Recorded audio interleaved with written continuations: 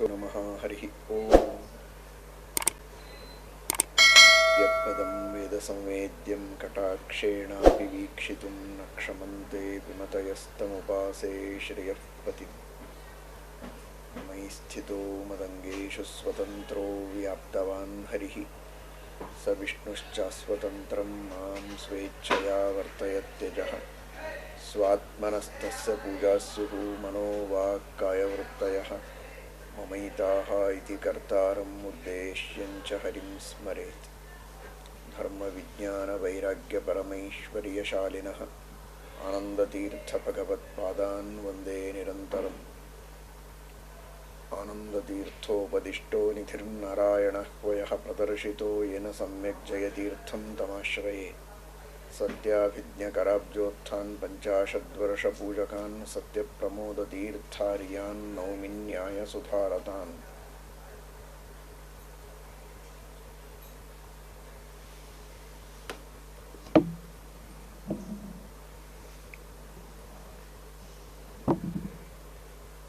ಸರ್ವೋತ್ತಮನಾದ ಶ್ರೀರಾಮಚಂದ್ರ ಅಯೋಧ್ಯೆಯಲ್ಲಿ ತಾನು ಅವತಾರ ಮಾಡಿದ ವೈಕುಂಠಪತಿಯಾದ ಸರ್ವೇಶ್ವರನಾದ ಶ್ರೀಮನ್ನಾರಾಯಣ ವಾಸುದೇವ ಭೂಮಿಯಲ್ಲಿ ಅಯೋಧ್ಯೆಯಲ್ಲಿ ಅವತಾರ ಮಾಡಿದರೆ ಆ ಅಯೋಧ್ಯೆಯೇ ಭೂ ವೈಕುಂಠವಾಗಿ ವಿರಾಜಮಾನವಾಗಿದೆ. ಅಂತಹ ಪರಮಾತ್ಮನ ದಿವ್ಯವಾದ ಸನ್ನಿಧಾನದಿಂದ ಕೂಡಿದ ಶ್ರೇಷ್ಠವಾದ ಮುಕ್ತಿದಾಯಕವಾದ ಕ್ಷೇತ್ರ ಅದು ಅಯೋಧ್ಯ. ಅಯೋಧ್ಯ, ಮಥುರಾ, ಮಾಯಾ, ಕಾಶಿ, ಕಾಂಚಿ, ಅವಂತಿಕಾ, ಪುರಿ, ದ್ವಾರಾವತಿ ಚೈವ ಸಪ್ತೈತೆ ಮೋಕ್ಷದಾಯಕಾಃ ಅಂತ ಈ ಎಲ್ಲ ಕ್ಷೇತ್ರಗಳು ಮೋಕ್ಷದಾಯಕವಾದ ಕ್ಷೇತ್ರಗಳು ಎಂಬುದಾಗಿ ತಿಳಿಸಿದ್ದಾರೆ. ಅದರಲ್ಲಿ ಮೊಟ್ಟ ಮೊದಲನೆಯ ಕ್ಷೇತ್ರ ಅಯೋಧ್ಯ, ಶ್ರೀರಾಮಚಂದ್ರನ ಅವತಾರ ಭೂಮಿ. ಅಂತಹ ಅಯೋಧ್ಯೆಯಲ್ಲಿ ಶ್ರೀರಾಮಚಂದ್ರನ ಅವತಾರದ ಈ ಪವಿತ್ರವಾದ ಪ್ರಸಂಗದಲ್ಲಿ ರಾಮದೇವರ ಮಹಿಮೆಯನ್ನು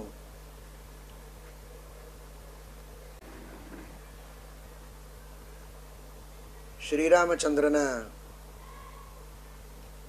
ಮಹಿಮೆ ಇದು ಅತ್ಯದ್ಭುತ. ಆನಂದರೂಪಃ ನಿಷ್ಪರಿಮಾಣ ಏಷಃ.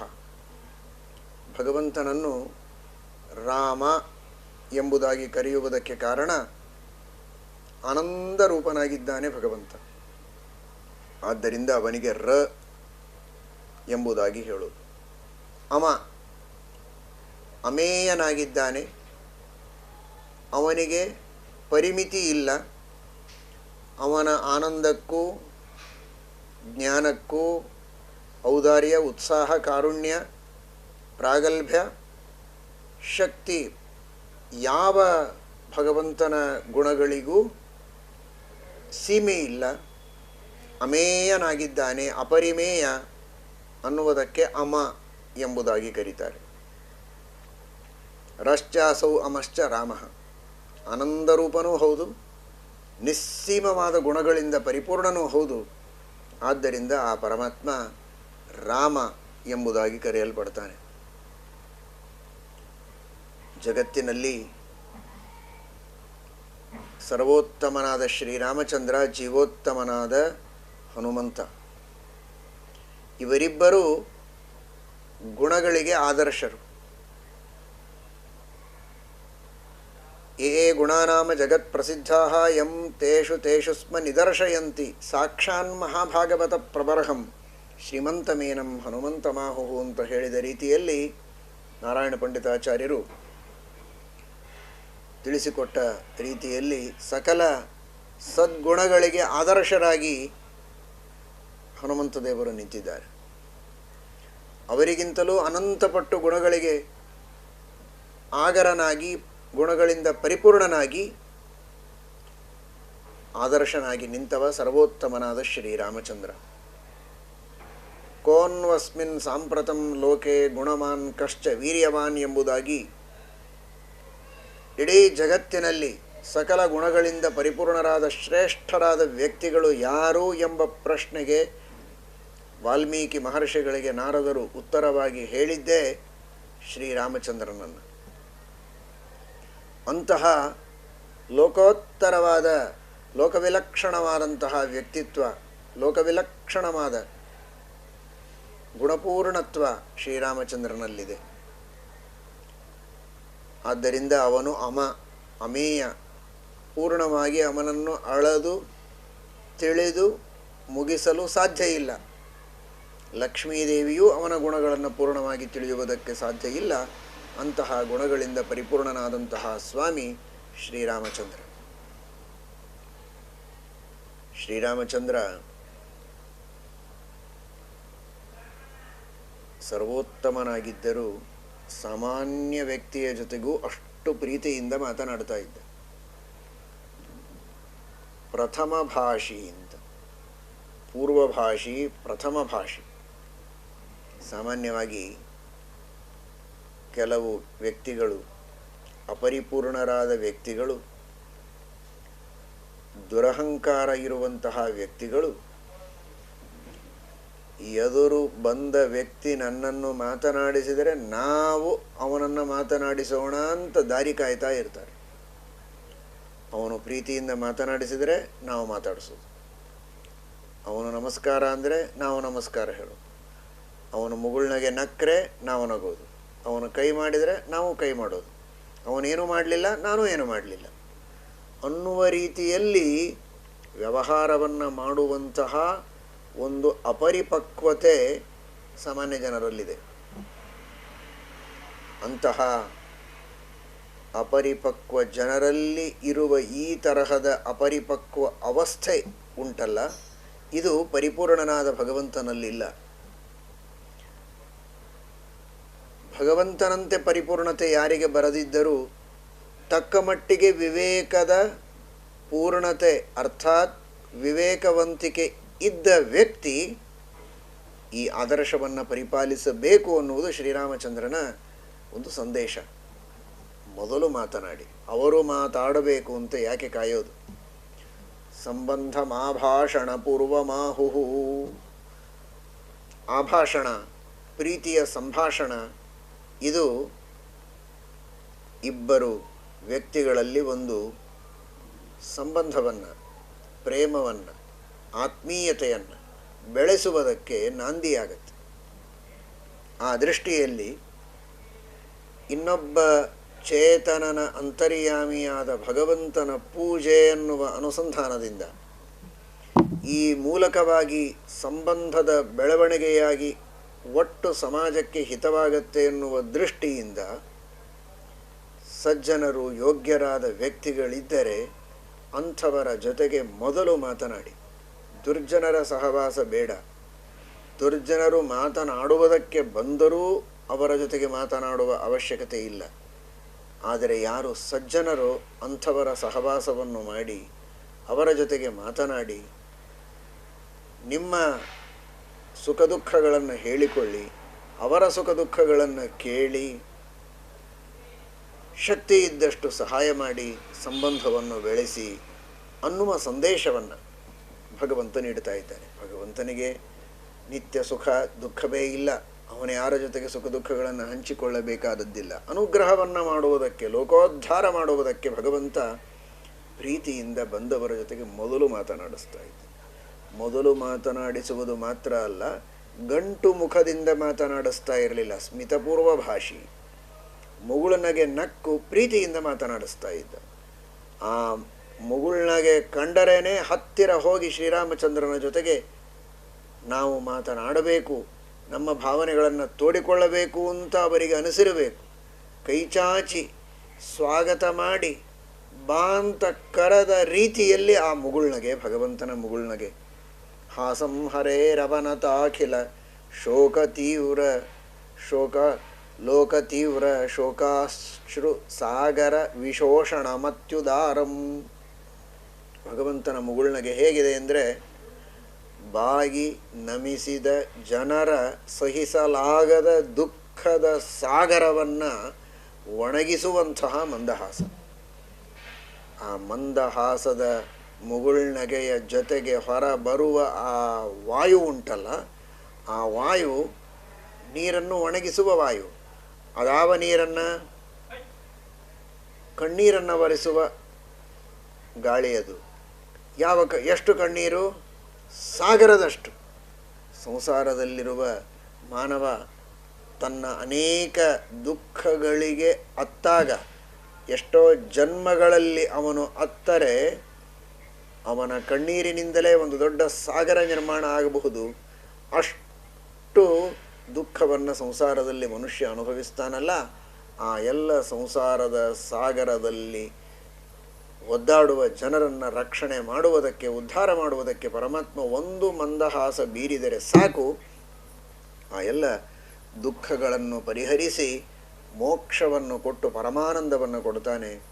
ಆದರೆ ಆ ಒಂದು ಮಂದಹಾಸ ನಮ್ಮ ಉದ್ಧಾರಕ್ಕಾಗಿ ದೇವರು ನಮಗೋಸ್ಕರ ಮಾಡಬೇಕಾಗಿದ್ದರೆ ನಾವು ಎಷ್ಟೋ ಜನ್ಮಗಳ ಸಾಧನೆ ಮಾಡಬೇಕಾಗಿರುತ್ತೆ. ಆ ಪರಮಾತ್ಮನ ಸ್ಮರಣೆ ಮಾಡಬೇಕು, ನಾಮ ಸಂಕೀರ್ತನ ಮಾಡಬೇಕು, ಭಗವಂತನ ಸೇವೆಯನ್ನು ಮಾಡಬೇಕು, ಪರೋಪಕಾರ ಮಾಡಬೇಕು, ವಿಹಿತ ಕರ್ಮಗಳ ಅನುಷ್ಠಾನವನ್ನು ಮಾಡ್ತಾ ನಿಷಿದ್ಧ ಕರ್ಮಗಳನ್ನೆಲ್ಲ ಪರಿತ್ಯಾಗ ಮಾಡಿ ಅನ್ಯಥಾ ಶರಣಂ ನಾಸ್ತಿ ಅಂತ ಭಗವಂತನಿಗೆ ಶರಣು ಹೋಗಿ ಸರ್ವವನ್ನು ಅರ್ಪಿಸಿದಾಗ ಆ ದೇವರ ಆಜ್ಞೆಯನ್ನು ಪರಿಪಾಲನೆ ಮಾಡಿದ್ದನ್ನು ಕಂಡು ಆ ದೇವರಿಗೆ ಸಂತೋಷವಾಗಿ ಮುಗುಳ್ನಗೆ ನಗತಾನಲ್ಲ, ಆ ನಗು ನಮಗೆ ಸಂಸಾರದಿಂದ ದಾಟಿಸುವುದಕ್ಕೆ ಕಾರಣವಾಗಿದೆ. ತಾನು ಹೇಳಿದ ಸಣ್ಣ ಪುಟ್ಟ ಕಾರ್ಯಗಳನ್ನು ಮಾಡಿಕೊಂಡು ಬಂದಂತಹ ಶಿಷ್ಯರು, ಮಕ್ಕಳು, ಆಳು ಮನುಷ್ಯರು, ಕೆಲಸಗಾರರಿದ್ದರೆ ಆ ಕಾರ್ಯವನ್ನು ಯಶಸ್ವಿಯಾಗಿ ಮಾಡಿಕೊಂಡು ಬಂದಾಗ ಒಂದು ಸಂತೋಷದ ನಗು ಮುಖದ ಮೇಲೆ ಬರುತ್ತೆ. ಆ ನಗು ಸುಮ್ಮನೆ ಬಂದಾಗ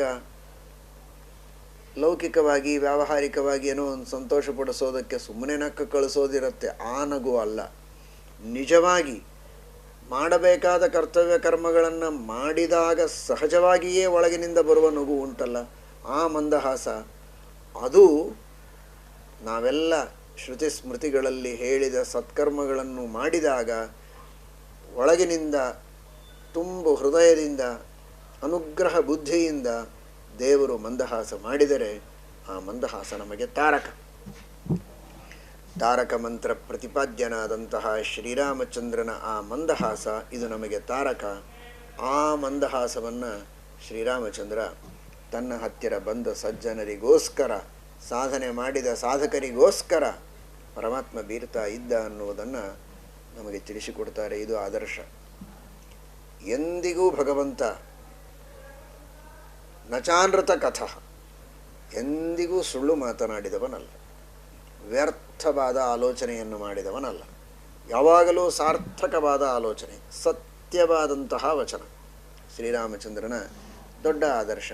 ಜೀವನದಲ್ಲಿ ಮನುಷ್ಯ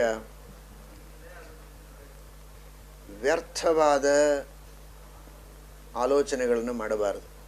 ವ್ಯರ್ಥವಾದ ಆಲೋಚನೆ ಎನ್ನುವ ಶಬ್ದಕ್ಕೆ ಯಾರೂ ತನ್ನನ್ನು ಬೈದಿರೋದಿಲ್ಲ.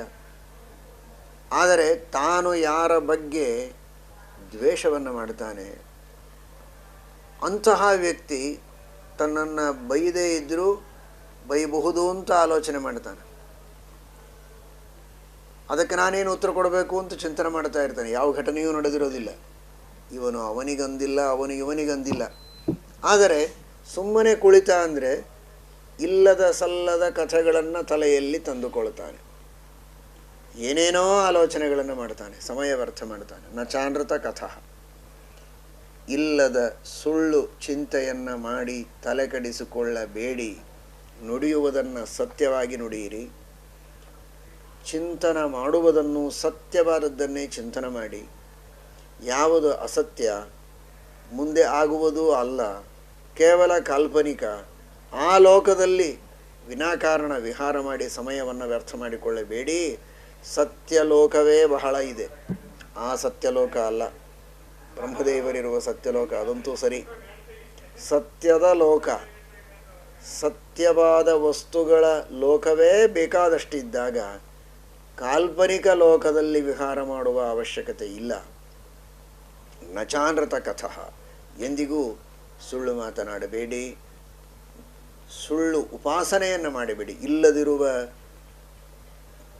ತಪ್ಪಾದ ಮಾಹಿತಿಗಳನ್ನು ಪಡೆದುಕೊಂಡು ಇಲ್ಲದೇ ಇರುವ ವಸ್ತುವಿನ ಬಗ್ಗೆ, ಇಲ್ಲದಿರುವ ಗುಣಗಳ ಬಗ್ಗೆ ಉಪಾಸನೆ ಮಾಡಬೇಡಿ. ಸತ್ಯವಾದ ವ್ಯಕ್ತಿಯ ಸತ್ಯವಾದ ಗುಣಗಳನ್ನು ಉಪಾಸನೆ ಮಾಡಿ. ಪರಮಸತ್ಯನಾದವನು ಭಗವಂತ, ಅವನ ಒಂದೊಂದು ಗುಣಗಳೂ ಪರಮ ಸತ್ಯ. ಅಂತಹ ಸತ್ಯವಾದ ಶಾಸ್ತ್ರೋಕ್ತವಾದ ಗುಣಗಳ ಉಪಾಸನೆಯನ್ನು ಮಾಡಿ ಆ ಭಗವಂತನ ಅಧೀನರಾದ ಶ್ರೀಮನ್ನಾರಾಯಣನ ಶ್ರೀರಾಮಚಂದ್ರನ ಅಧೀನರಾದ ಅವನ ದಾಸರಾದ ರಮಾ ಬ್ರಹ್ಮಾದಿ ದೇವತೆಗಳ ಋಷಿ ಮುನಿಗಳ ಜ್ಞಾನಿಗಳ ಉಪಾಸನೆಯನ್ನು ಮಾಡಿ, ಭಕ್ತಿಯನ್ನು ಮಾಡಿ ಅವರ ಅನುಗ್ರಹವನ್ನು ಪಡೆದುಕೊಳ್ಳಿ.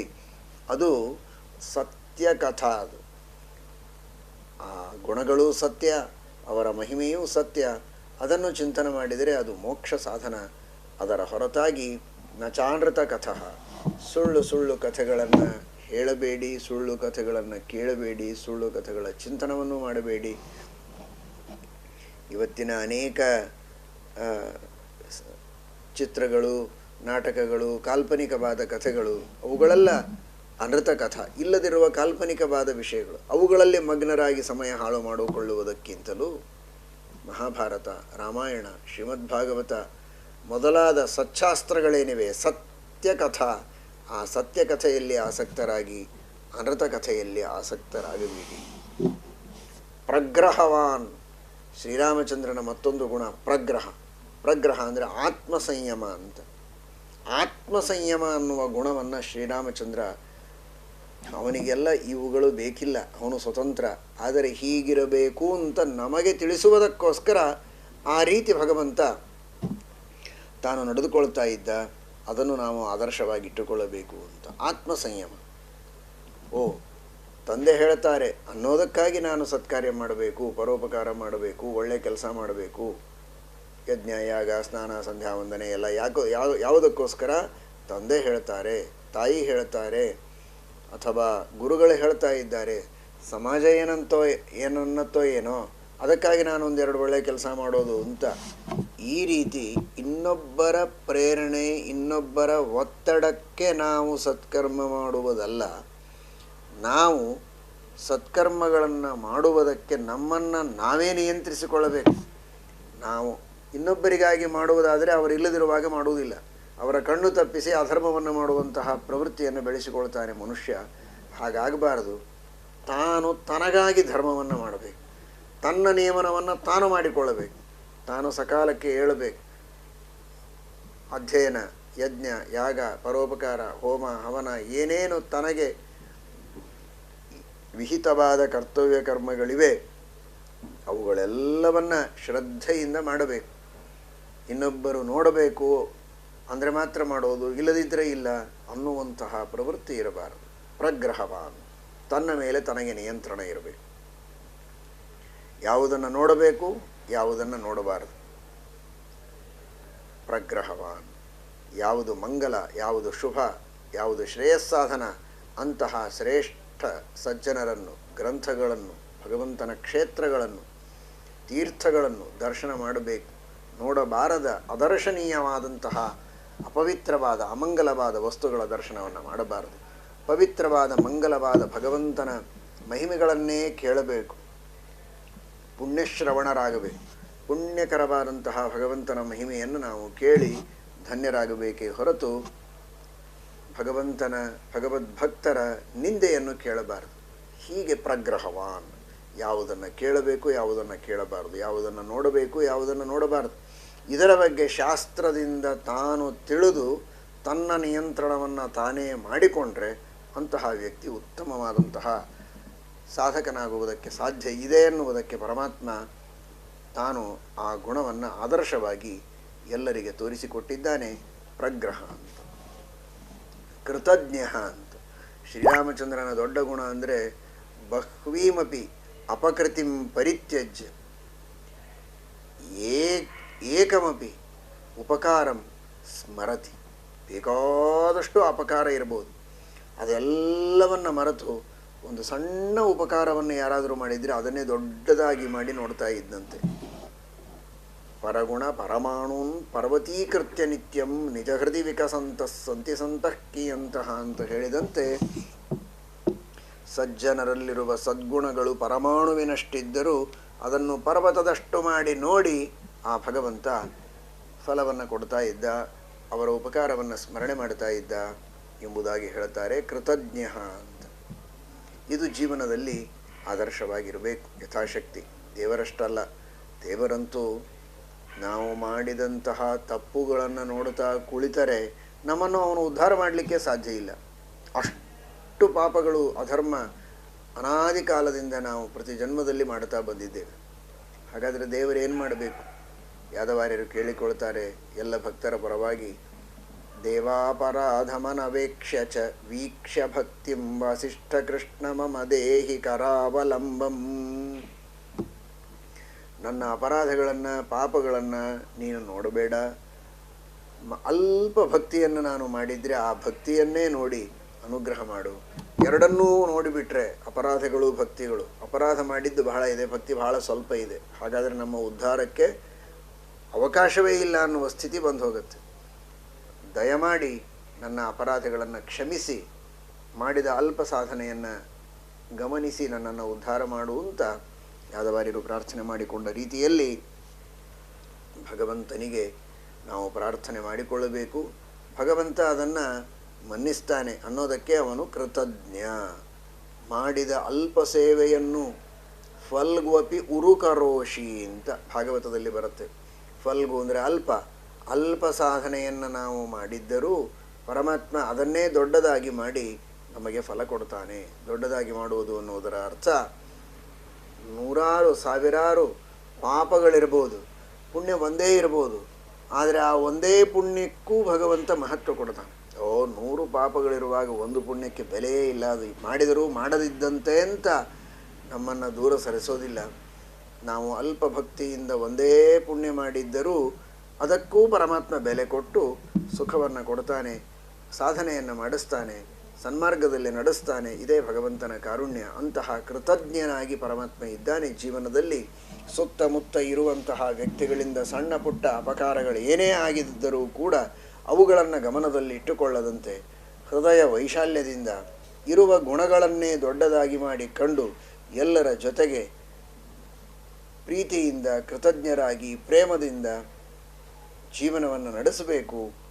ಅಪಕಾರವನ್ನೇ ಎತ್ತಿ ನೆನಪಿನಲ್ಲಿಟ್ಟುಕೊಂಡು ಮಾಡಿದ ಉಪಕಾರಗಳನ್ನೆಲ್ಲ ಮರೆಯುವ ಕೃತಜ್ಞತೆ ನಮ್ಮಲ್ಲಿರಬಾರದು, ಕಿಂತು ಕೃತಜ್ಞತೆ ಇರಬೇಕು ಅನ್ನುವುದನ್ನು ಶ್ರೀರಾಮಚಂದ್ರ ತೋರಿಸಿದ್ದಾನೆ ಎಂಬುದಾಗಿ ತಿಳಿಸಿಕೊಡ್ತಾರೆ.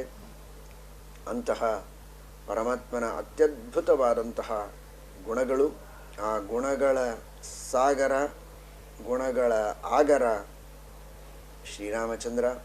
ಅಂತಹ ಶ್ರೀರಾಮಚಂದ್ರನ ಮಹಾಮಹಿಮೆಯನ್ನು ನಿತ್ಯದಲ್ಲಿ ಸ್ಮರಣೆಯನ್ನು ಮಾಡುತ್ತಾ ನಮ್ಮ ಶಕ್ತಿ ಯೋಗ್ಯತೆಗಳಿಗನುಗುಣವಾಗಿ ನಮ್ಮಲ್ಲಿ ಸದ್ಗುಣಗಳನ್ನು ನೀಡಿ ಅನುಗ್ರಹಿಸಲಿ ಎಂಬುದಾಗಿ ಶ್ರೀರಾಮಚಂದ್ರನಲ್ಲಿ ಭಕ್ತಿಯಿಂದ ಪ್ರಾರ್ಥನೆ ಮಾಡೋಣ. ಶ್ರೀರಾಮಚಂದ್ರನ ಸ್ಮರಣೆಯನ್ನು ಕಿಂಚಿತ್ತಾಗಿ ಮಾಡಿದ್ದೇವೆ. ಆ ಶ್ರೀರಾಮಚಂದ್ರನ ಪ್ರಭು ರಾಮಚಂದ್ರ ಸರ್ವೋತ್ತಮನಾದಂತಹ ಶ್ರೀರಾಮ, ಶ್ರೀಮನ್ಮೂಲರಾಮ ದಿಗ್ವಿಜಯರಾಮ, ವೇದವ್ಯಾಸದೇವರು, ವಂಶರಾಮದೇವರು, ಪ್ರಸನ್ನ ವಿಠ್ಠಲದೇವರು ವಿಶೇಷವಾಗಿ ಎಲ್ಲ ಭಗವದ್ಭಕ್ತರಿಗೂ ಅನುಗ್ರಹವನ್ನು ಮಾಡಲಿ.